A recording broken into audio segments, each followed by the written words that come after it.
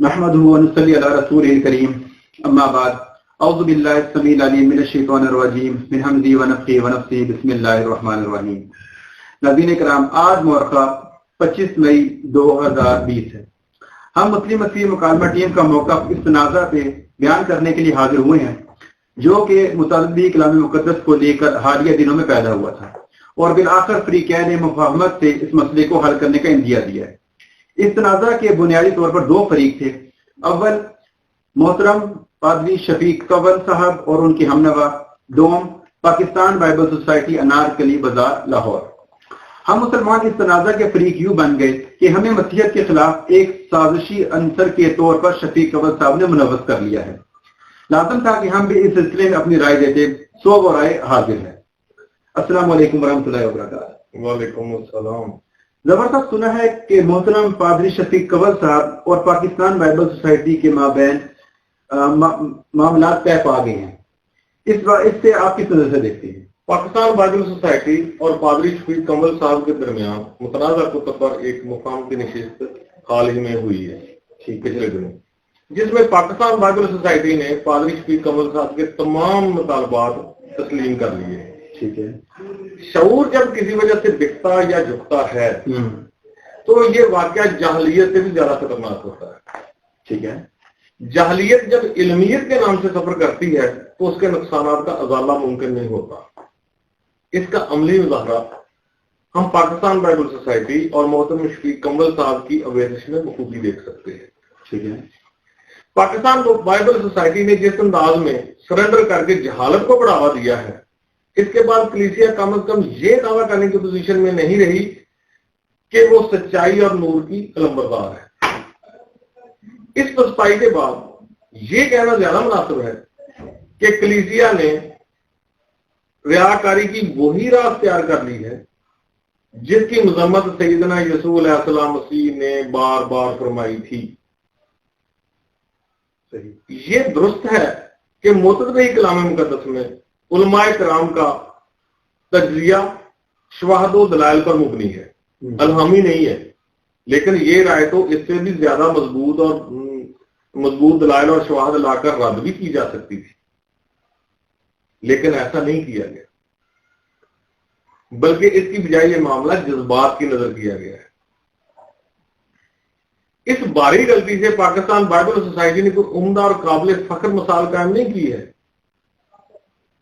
جہالت ناخواندگی کا نام نہیں ہے جیسا کہ اکثر بیشتر غلطی سے سمجھ لیا جاتا ہے، بلکہ جہالت سچائی اور حق کو نہ جاننے اور ان سے منہ پھیرنے کا نام ہے.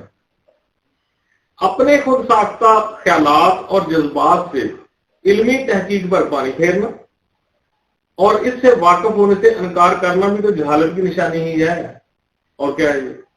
ٹھیک ہے. ایسے ہی پادری شفیق کنول صاحب نے پاکستان بائبل سوسائٹی سے شائع کردہ کتب پر اور خصوصی طور پر معتدل کلام مقدس کے خلاف آواز بلند کی اور اعتراض کیا تھا کہ اس کتاب میں مسیحی ایمان کے خلاف مواد موجود ہے اور اسے مسیحی تعلیم کا حصہ نہیں ہونا چاہیے کیونکہ اس سے مسیحی ایمان کو ٹھیس پہنچتی ہے وغیرہ وغیرہ. ان کے یہ دلائل کا خلاصہ یہی تھا. ٹھیک ہے. انہیں چاہیے تھا کہ وہ معتدل کلام مقدس کے میں جو مواد موجود ہے اس کے خلاف علمی دلائل فراہم کرتے، لیکن شاید محترم شفیق کنول صاحب کی علمی سطح اتنی بلند نہیں تھی کہ وہ اس کتاب کا علمی رد کر سکتے. سو شورو ہوگا ایک آسان راستہ تھا، وہی انہوں نے بنا لیا. بالکل. اس کا فوری جواب پاکستان بائبل سوسائٹی نے ایک جوابی ویڈیو کی صورت میں دیا. ٹھیک ہے. جس میں معتدل کلام مقدس کا دفاع کیا گیا. جس طرح سے انہوں نے پادری شفیق کنول صاحب کو جواب دیا تھا، اس سے امید بن گئی تھی کہ علم پر جذبات کو ترجیح نہیں دی جائے گی. صاف ظاہر ہو رہا تھا کہ ارباب پاکستان بائبل سوسائٹی اپنے موقف میں حق بجانب ہیں اور ان کو اس کتاب کی اشاعت پر کسی قسم کا کوئی خوف یا ملال نہیں ہے. پادری ڈاکٹر جمیل ناصر صاحب نے بھی پادری شفیق کنول صاحب کے الزامات کا مثبت جواب ویڈیو کی صورت میں دیا. یہ بھی ایک مشاہد بات تھی. انہوں نے ثابت کیا کہ موجود میں کلام مقدس کے مندرجات حقیقت پر مبنی ہے اور اس میں کچھ غلط نہیں کہا گیا. انہوں نے واضح کیا کہ یہ سب انہی حقائق کا اعادہ ہے جنہیں بزرگان مسیحیت پہلے سے ہی مانتے چلے آئے ہیں اور اس میں کوئی نئی یا نرالی بات نہیں ہے. بالکل ایسی ہے.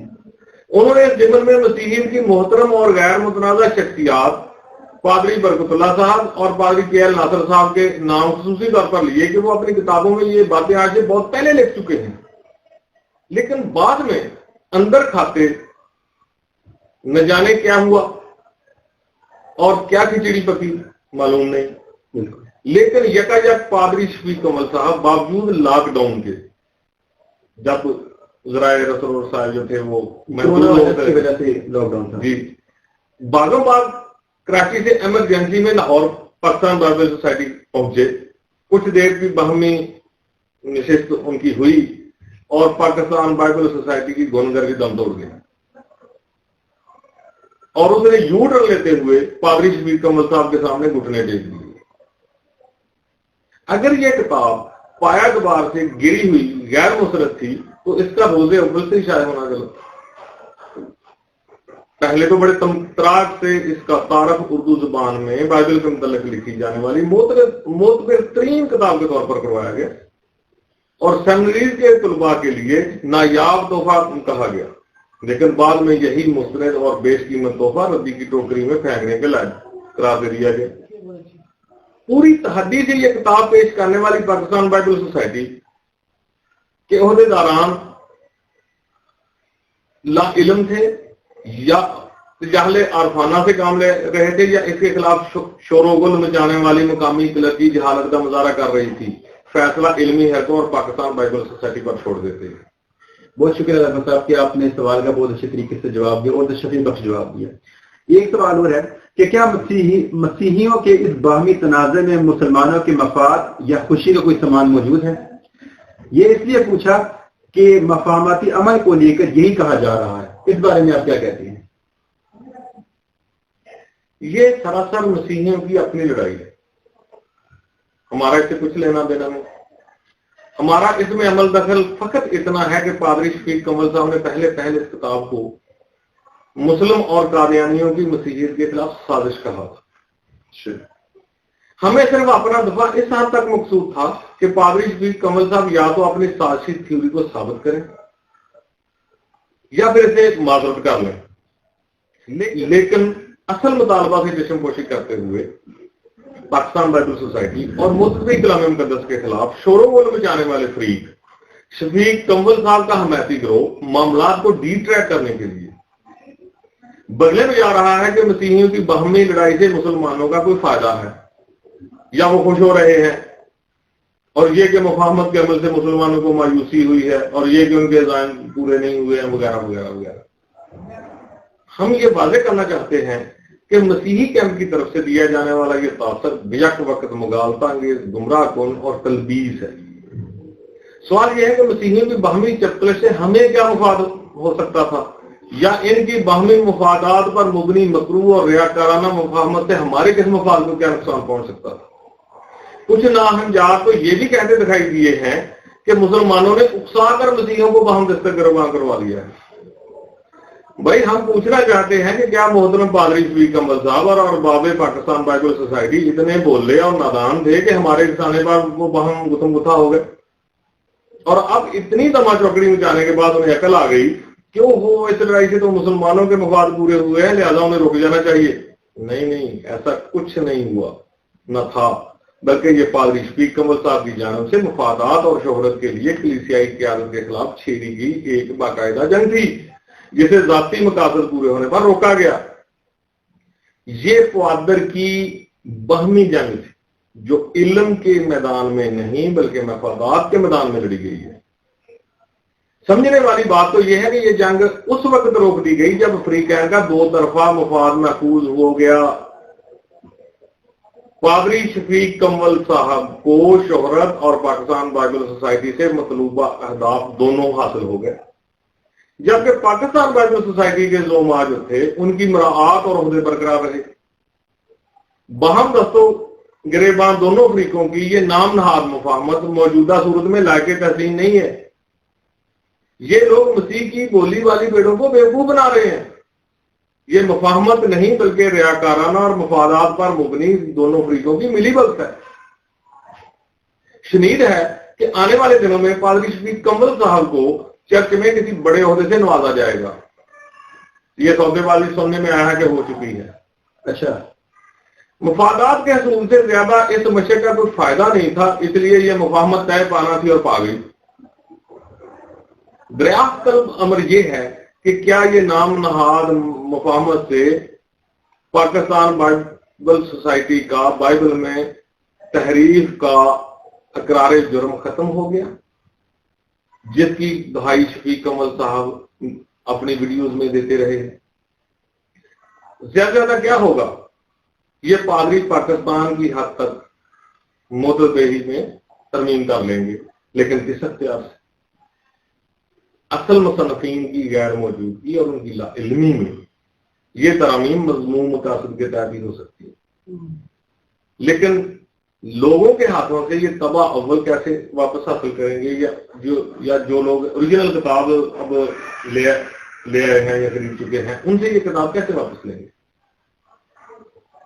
پھر یہ بھی ہے کہ یہ مضامین شائع ہونے سے پہلے انٹرنیشنل سیمینار میں مختلف جگہوں پر یہ پڑھے جا چکے ہیں، یہ وہاں سے کیسے واپس لیں گے؟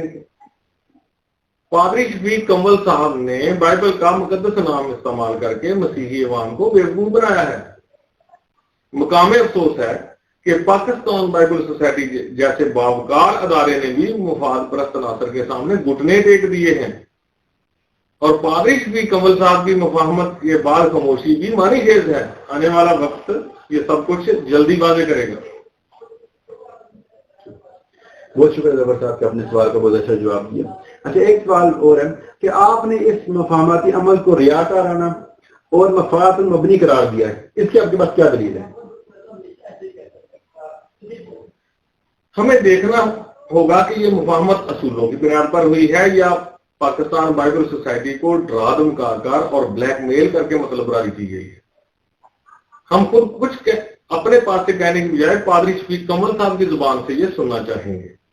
اب دیکھیں کہ پادری صاحب کیا فرماتے ہیں. نہیں سنیں گے، اور ہمیں لاہور سے بھی یہ میسج آ گیا کہ بھائی یہ آپ کی بات نہیں سنیں گے اور یہ گھی سیدھی انگلی سے نہیں نکلے گا. پھر ہم نے ویڈیو ڈال دی. اچھا، پھر ابھی صاف ظاہر ہے کہ اصول پامال کر کے گھی ٹیڑھی انگلی سے نکالا گیا ہے، جیسا کہ پادری صاحب نے کہا ہے. اور مقام افسوس ہے کہ پاکستان بائبل سوسائٹی میں موجود خدا کے خادم حق بات پر ڈٹے رہنے کی بجائے جذبات کے تابع بفریق الرجی کے آگے سرنگو ہو گئے ہیں، جس کے پاس اس کی سوا اور کوئی دلیل نہیں تھی کہ متدبی کلام مقدس کے مضامین اسے پسند نہیں ہے. جو گھٹنا خدا کے سامنے جھکنا چاہیے تھا مفاد کے سامنے ٹیک دیا گیا ہے.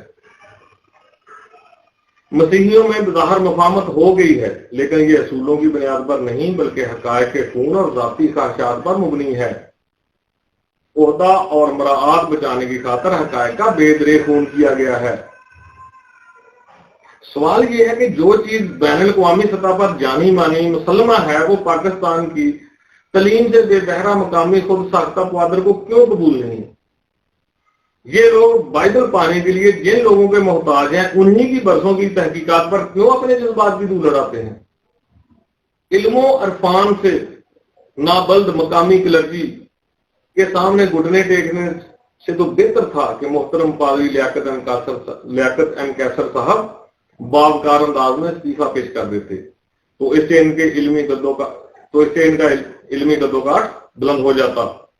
لیکن کیا کریں کہ وطن عزیز میں کرسی سے چمٹے رہنے کی روایت تو موجود ہے مگر اصولوں کی خاطر چھوڑنے کی نہیں. چیئرمین پاکستان بائبل سوسائٹی نے شروع میں کتاب کے لیے سٹینڈ لے کر جتنا اچھا قدم اٹھایا تھا، بعد میں مقامی کلرجی کے سامنے گھٹنے ٹیک کر اتنا ہی علم دشمن رویے کا مظاہرہ کر دیا ہے.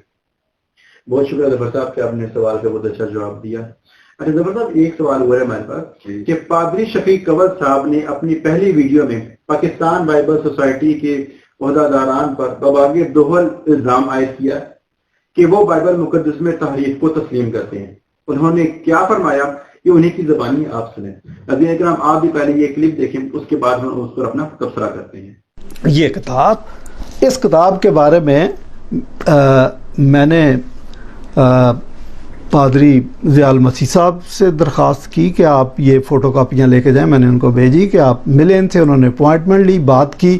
اینتھنی لیمویل صاحب نہیں مانے. انہوں نے کہا نہیں جی یہ ٹھیک ہے، وہ بڑا اسکالر ہے، اس کا بڑا چرچ ہے، تو یہ ٹھیک ہے.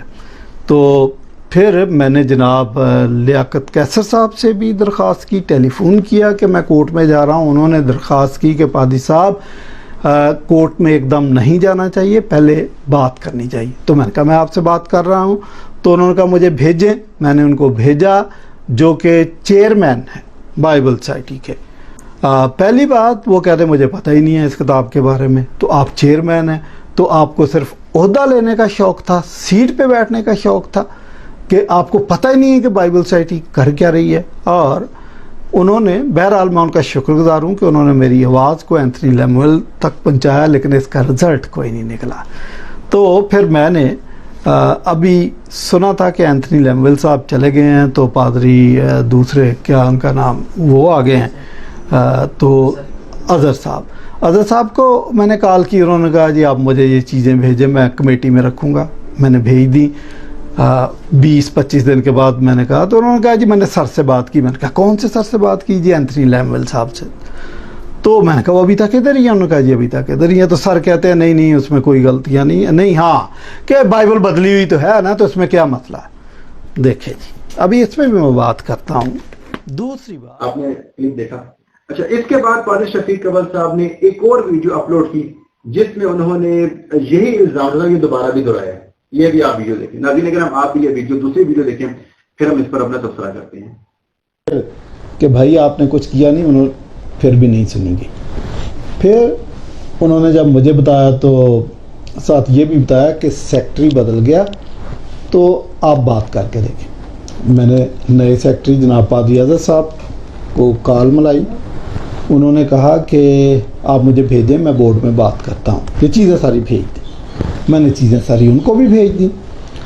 15-16 دن کے بعد میں نے پادری اظہر صاحب کو کال کی. تو انہوں نے کہا کہ بھائی ہم نہیں کچھ بھی کر سکتے، تو بائبل میں تبدیلیاں تو ہوئی ہیں، تو اس میں کیا مسئلہ. یہ جواب انہوں نے مجھے دیا. میں نے کہا او بھائی اچھا. دراصل آپ نے کلپ دیکھا. اب آپ جو دونوں کلپ ہیں ان کے بارے میں آپ کا کیا خیال ہے؟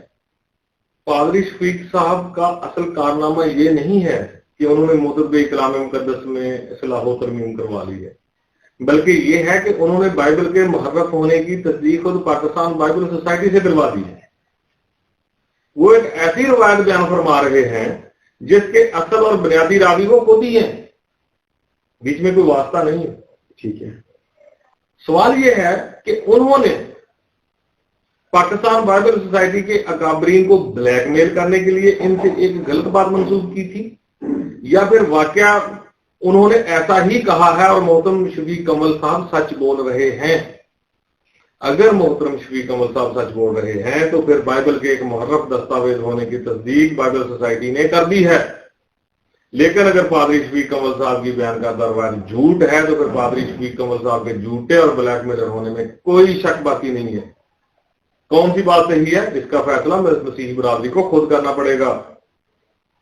یہ معاملہ تھوڑا سا تفصیل سے دیکھتے ہیں. پادری شفیق کمل صاحب کی طرف سے پہلی ویڈیو منظر عام پر آنے کے بعد چیئرمین اور سیکرٹری صاحب پاکستان بائبل سوسائٹی نے ان کی ویڈیو کا جواب تو دیا، لیکن اس الزام کی بابت کوئی لب گشائی نہیں کی. مفاہمتی نشست میں بھی اس معاملے پر خاموشی اختیار کی گئی، سوائے اس مختصر سے بیان کے کہ فریقین باہمی الزامات واپس لے لیں گے. لیکن یہ کیسے ممکن ہے؟ کیا یہ کوئی مذاق تھا؟ ہرگز نہیں. پاکستان بائبل سوسائٹی کے ذمہ دار عہدیدار اپنی مقدس کتاب کے متعلق رائے دے رہے تھے، اور وہ بھی کسی غیر مسیح کے سامنے نہیں کہ جس سے بات میں مکر جائیں، بلکہ ایک جانے مانے مسیحی مناد کے سامنے. کیا یہ رائے دیتے ہوئے اینتھونی لمویل صاحب معتدبی کلام مقدس کے مندرجات سے ناواقف تھے؟ ایسا کیسے تسلیم کیا جا سکتا ہے؟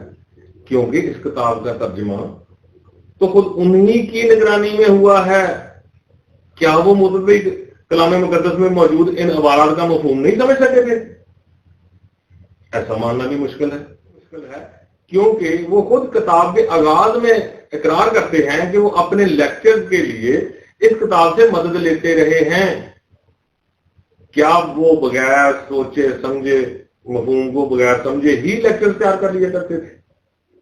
محترم شفیق کمل صاحب اور ارباب پاکستان بائبل سوسائٹی کان کھول کر سن لیں کہ معاملہ اتنا سادہ نہیں رہا جتنی سادگی سے وہ اس پر مٹی ڈالنے کی کوشش کر رہے ہیں. اینتھونی لمویل صاحب کو خود سے منسوب بیان کی یا تو تصدیق کرنا پڑے گی یا تردید کرنا ہوگی. اپنے بیان کے جواز میں کوئی عذر یا تعویل نہیں چل سکے گی. تصدیق کرنے کی صورت میں وہ بائبل مقدس کے محرف ہونے کا خود اقرار کریں گے اور تردید کرنے کی صورت میں پادری شفیق کمل صاحب کو اعلان جھوٹا قرار دے دیں گے. گول مول مبہم جواب قطعی طور پر قابل قبول نہیں ہے بھائی.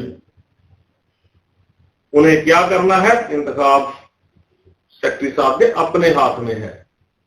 پادری شفیق کمل صاحب دوسروں کو فیلسی کا شکار بتانے میں ایک منٹ نہیں لگاتے، مگر جس فیلسی کا شکار وہ خود ہے اس کا کیا ہوگا؟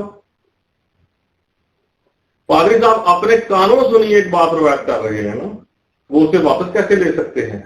الفاظ وہ واپس لیے جاتے ہیں جو غلط فہمی کا نتیجہ ہو یا تہذیب کے دائرے سے باہر ہو یا کوئی اور مقبول بنیاد موجود ہو. یہاں کوئی ایسا کرینہ موجود ہی نہیں. روایت یا تو غلط ہوتی ہے یا پھر صحیح، اس سے زیادہ نہیں. اگر تو پادری شفیق کمل صاحب سچے ہیں تو یہ بات بلا خوف تردید کہی جا سکتی ہے کہ بائبل خود پاکستان بائبل سوسائٹی کے حمایتین کی نظروں میں ایک محرف اور تبدیل شدہ دستاویز ہے. ان کے اس اقرار کے بعد مقامی مسیحیوں کے سامنے ہمیں تحریف بائبل پر مزید دلائل پیش کرنے کی ضرورت باقی نہیں ہے. لیکن اگر پادری شفیق کمل صاحب اپنی دونوں ویڈیوز میں ارباب پاکستان بائبل سوسائٹی سے ایک غلط بات منسوب کرتے ہیں تو حیرت ہے کہ پاکستان بائبل سوسائٹی کے اعلی وقار چیئرمین اور سیکرٹری جنرل صاحب نے اس کی تردید کیوں نہیں فرمائی. سوال یہ ہے کہ کیا خاموشی سے انہوں نے اس الزام کی تصدیق کر دی ہے؟ اگر ایسا نہیں ہے تو پھر انہوں نے پادری شفیق کمل صاحب کے جھوٹے بیان پر کیا کارروائی کی ہے؟ انہوں نے کیوں جھوٹ کے عادی کے سامنے گھٹنے ٹیک دیے ہیں؟ کیا ہم محترم لیاقت کیسر صاحب اور اینتھونی اعجاز لمویل صاحب کی پراسرار خاموشی کے بعد یہ کہنے میں حق بجانب ہیں کہ بائبل کے لافتہ اور لا تبدیل ہونے کا نظریہ تنکوں کی طرح بکھر کر رہ گیا ہے؟ امید ہے کہ مسیحی دوست ہمارے سامنے لا یعنی تعویلات پیش کرنے کی بجائے یہ سوال محترم شفیق کمل صاحب اور پاکستان بائبل سوسائٹی دونوں سے ضرور پوچھیں گے. ایک بار پھر کہتا ہوں کہ وہ امید کرتا ہوں کہ مسیحی دوست ہم پر پرسنے کی بجائے یہ سوال پاکستان بائبل سوسائٹی اور شفیق کمل صاحب سے پوچھیں گے. یاد رہے کہ راوی کی روایت یا تو سچ ہوتی ہے یا جھوٹ. بیان واپس لینے کی کوئی گنجائش ایسے معاملات میں موجود نہیں ہوتی. ان کو یہ کس نے بتا دیا؟ بہت شکریہ صاحب کہ آپ نے سوال کا مدشن جواب دیا.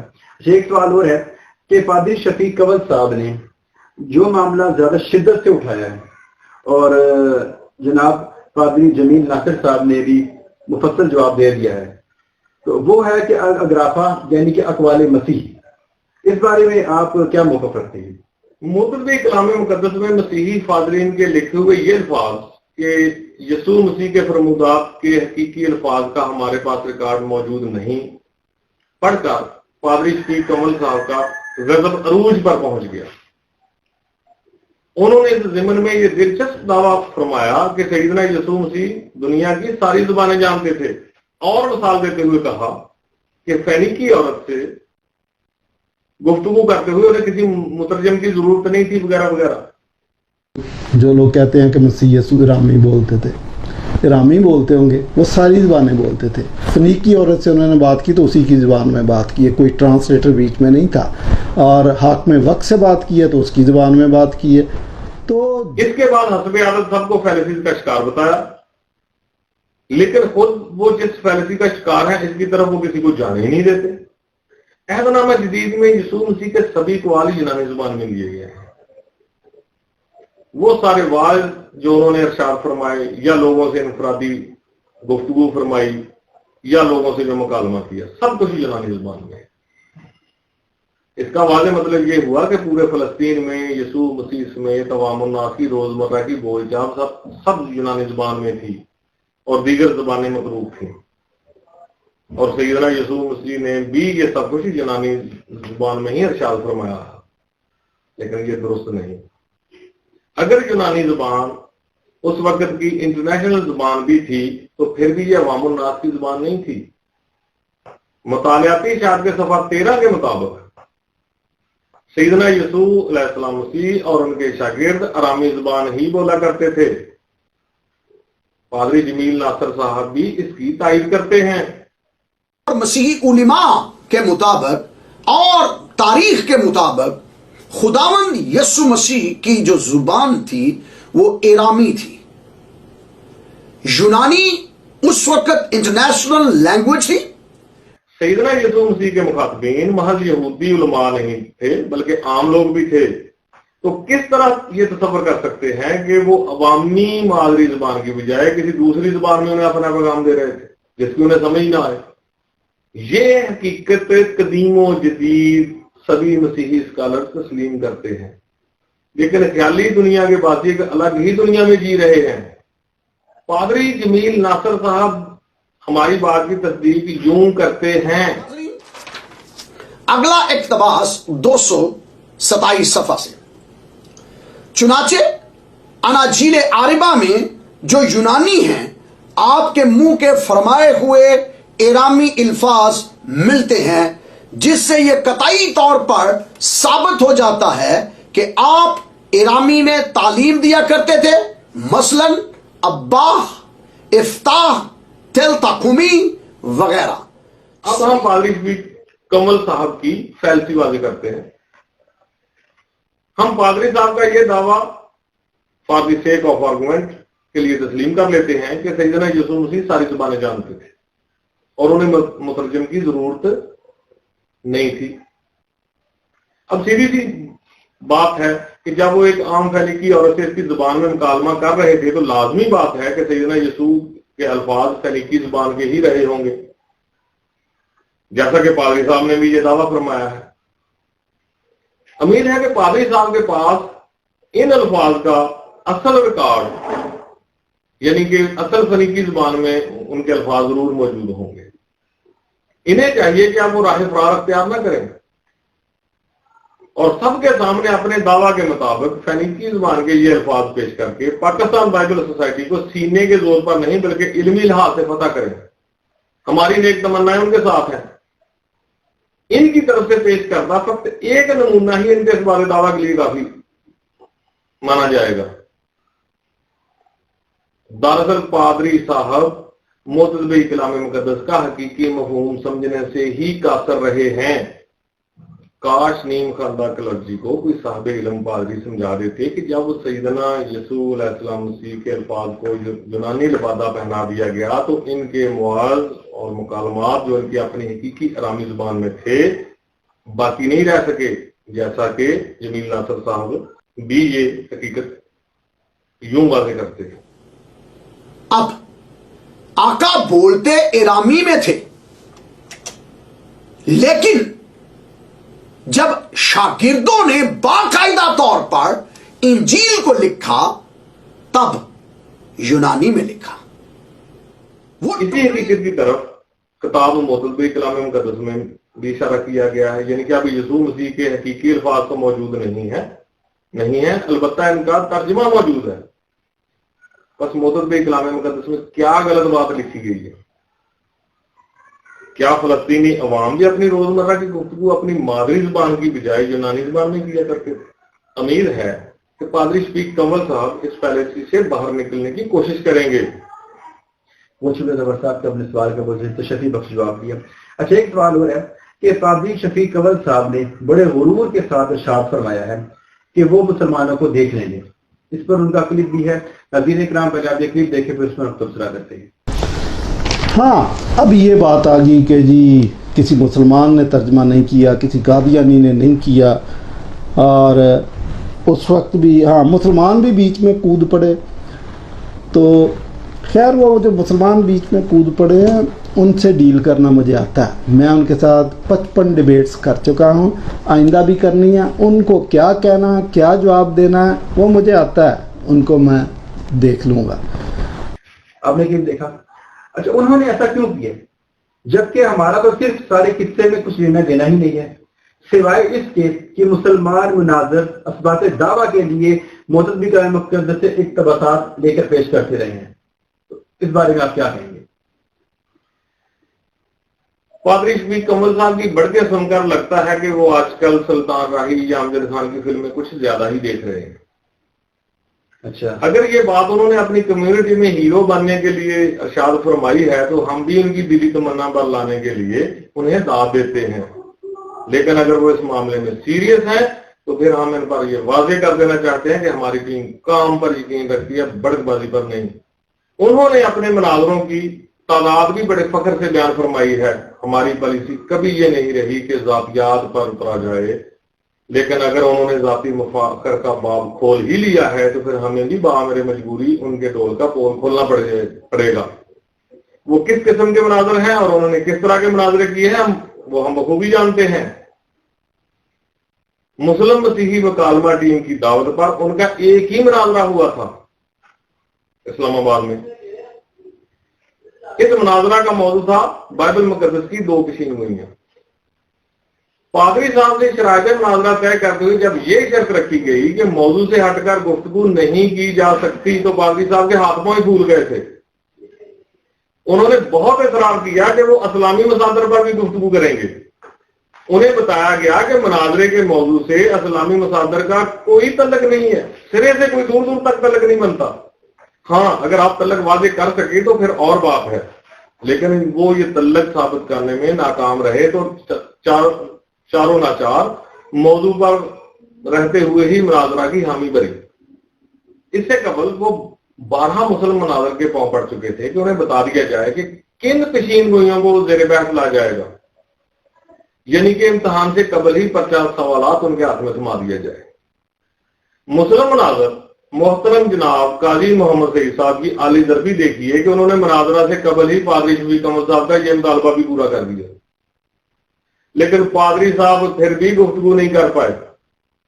اسی طرح رواں سال میں پادری شفیق کمل صاحب کا محترم رضوان اصغر بھائی سے مقدمہ مسیح کے موضوع پر مناظرہ طے ہوا. رضوان بھائی ماشاءاللہ خود صاحب مطالعہ ہیں. اس مناظرہ کی تیاری کے لیے وہ ساری مکالمہ مسلم مسیح مکالمہ کی ٹیم سے بھی تبادلہ خیال کرتے رہے ہیں. یہ بات پادری صاحب کے بھی علم میں تھی. انہوں نے یعنی پادری صاحب نے متعدد بار عثمان احمد صاحب اور رضوان اصغر صاحب سے ٹیلی فونک رابطہ قائم کیا اور ان کے دعویٰ اور دلائل جاننا چاہے. ان کے واضح انکار پر پادری شفیق کمل صاحب ان کی منت سماجت پر اتر آئے کہ مناظرہ کی بجائے سوال و جواب کی نشست رکھ لی جائے جس میں مسلمان پادری صاحب سے مقدمہ یسوع پر سوالات کرے اور ان سوالات سے انہیں اسلام آباد آمد سے قبل آگاہ کر دیا جائے. پادری صاحب فقط جواب دیں گے. صاف ظاہر ہے کہ پادری شفیق کمل صاحب انجیل مقدس کے وہی بیانات دہرانے کے خواہاں تھے جو انجیل مقدس کا ہر طالب علم پہلے سے جانتا ہے، لیکن مسلم ٹیم ان بیانات کا تحلیلی تجزیہ چاہ رہی تھی اور اس پر گفتگو پادری صاحب کے بس کی بات نہیں تھی، یہ بات ان کے بس سے باہر تھی. اس لیے پادری صاحب ہیلے بہانے سے یہ مناظرہ ٹالنا چاہتے تھے اور ان کے پرزور اصرار پر یہ مناظرہ ملتوی بھی کرنا پڑا. اس کی تفصیلات، اس سارے معاملے کی تفصیلات عثمان بھائی سے جو بھی دوست چاہے معلوم کر سکتا ہے. اسی طرح کا رویہ پادری صاحب عثمان بھائی کی کراچی آمد کے موقع پر بھی کر چکے تھے. اس ساری مشق سے پادری صاحب کی علمی حیثیت کھل کر سامنے آ گئی. کیا پادری شفیق کمل صاحب ان تینوں واقعات کی حرفن تردید کرنے کی پوزیشن میں ہیں؟ ویسے ان کی بڑھ کے سن کرنا ہمیں ایک حقائق یاد آ گئی. 70 کی دہائیوں تک पंजाब के देहाती इलाकों में उपलों से आम घरों में आग जलाई जाती थी। ठीक है। जिन लोगों के पास मवेशी होते थे उन्हें तो उपलों के लिए गोबर के असूल में कोई दुश्वारी पेश नहीं होती थी, लेकिन गैर काश्तकार और दस्तकार तबका जो था वो अपनी जरूरियात पूरी करने के लिए जिम्मेदारों का मोहताज था, या फिर वो खेतों को जाने वाले मवेशियों का रास्ते में गिरा हुआ गोबर इकट्ठा करके अपना काम चलाता। ठीक है। मेरी इस बात की तस्दीक पंजाब के देहात में रहने वाले अक्सर लोग अब भी कर सकते हैं। एक दिन एक लड़की गोबर इकट्ठा करने गई तो उसके हाथ एक जंगली खरगोश लग गया। वो उसे पकड़ लाई। वो दिन तो गोया उनके लिए ईद का दिन साबित हो गया। अगले रोज उस लड़की की मां ने उसको दोबारा गोबर इकट्ठा करने के लिए कहा तो साहबजादी खिलाकर आप बोली, माँ मैं गोबर इकट्ठा करने जाऊं या खरगोश पकड़ने? उसकी मां जो हकीकत जानती थी उसने कहा कि बेटी तू वही काम कर जो कर सकती है, फालतू अपने दिमाग पर बोझ ना डाल। सो पादरी साहब से हमारी दरखास्त है कि वो बड़कबाजी से परहेज करें और अपने काम से काम रखें, तो ये उनका हम पर एहसान होगा। पाकिस्तान बाइबल सोसाइटी अगर उनके शोरोगुल से ब्लैकमेल हो गई है तो इसका ये मतलब हरगिज नहीं है कि वो अब सारी दुनिया को आंखें दिखाने लग जाएं। बहुत शुक्रिया जबर साहब कि आपने सवालात के बहुत अच्छे जवाब आप दे रहे हैं। अच्छा, एक सवाल है कि क्या मोहतरम कलाम मुकद्दस में तब्दीलियां करने से हकायक मिट सकती हैं? मैं नहीं समझ सका कि जब असल किताब मौजूद है तो फिर पाकिस्तान में इसके तर्जुमे पर क्यों शोरगुल किया जा रहा है। मुफाहमती ग्रुप क्यों ये समझने से कासिर है कि जो किताब है ही किसी दूसरी किताब का तर्जुमा, इसमें असलाह तरमीम के नाम से तहरीफ करके वो क्या कारनामा सर अंजाम दे लेंगे। वो अदब लगे हाथों हमें ये भी बता दें कि हिस्पानवी जुबान में शाये होने वाली असल किताब और डिस्कवर दी बाइबल के नाम से इसके अंग्रेजी तर्जुमे को वो कब दरियाबुर्द करेंगे। हम पादरी शफीक कमल साहब से ये भी पूछना चाहते हैं कि अगर उन्हें डिस्कवर दी बाइबल का असल नुस्खा फराहम कर दिया जाए तो क्या वो इन मुतनाज़ा मकामात का तर्जुमा असल के मुताबिक करेंगे या हस्ब आदत तहरीफ से काम लेंगे। ये पादरी शफीक कमल साहब की गलतफहमी है कि वो तर्जुमा में तब्दीलियां करवाकर इसे अपनी कामयाबी तस्वर कर रहे हैं। ये तब्दीलियां उनके लिए मजीद मसाइल का सबब बनेंगी। अगर पाकिस्तान बाइबल सोसाइटी मोतदबी कलाम मुकद्दस में तरमीम या इख्तिसाब से अजहार ला तअल्लुकी कर भी दे तो कोई फर्क नहीं पड़ने वाला, क्योंकि मुत्तहिदा बाइबल सोसाइटी के तवसत से शाये होने वाली अंग्रेजी किताब तो मौजूद ही है। मुस्लिम स्कॉलर्स पाकिस्तानी मसीहियों को तहरीफ का मुजरम करार देकर उससे हवाले देना शुरू कर देंगे, क्योंकि असल किताब तक उनकी रसाई तो अब हो गई है। पादरी शफीक कमल साहब के पास इस मसले का हल स्वयंकार का और क्या है। कबूतर बिल्ली को देखकर अगर आंखें बंद कर ले तो क्या आंखें बंद करने से बिल्ली कहीं चली जाती है? बिल्ली तो वहीं रहती है।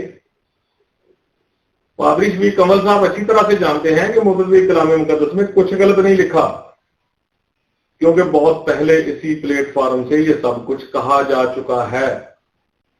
पादरी तालुद्दीन साहब की, प्रोफेसर डाट साहब के लेक्चर्स पर मुबनी किताब हमारी बाइबल कैसे पैदा हुई, ये किताब हो, या पादरी पीटरसन जे समायत साहब की किताब बाइबल का अलहाम हो, सभी कुतुब में दबी जुबान में ये सब बातें मौजूद हैं, पहले से मौजूद है। लगता है कि पादरी शफीक कमल साहब अपने अलावा किसी को आलम नहीं समझते, हालांकि मुतदब्बिर कलाम मुकद्दस के मुसन्निफीन पादरी शफीक कमल साहब से ज्यादा आलम और जुम्मेदार ओहदों पर फायद रहे हैं। इस किताब का एक एक मुसन्नफ बाइबल के किसी न किसी शोबे में तखस्सुस रखता है।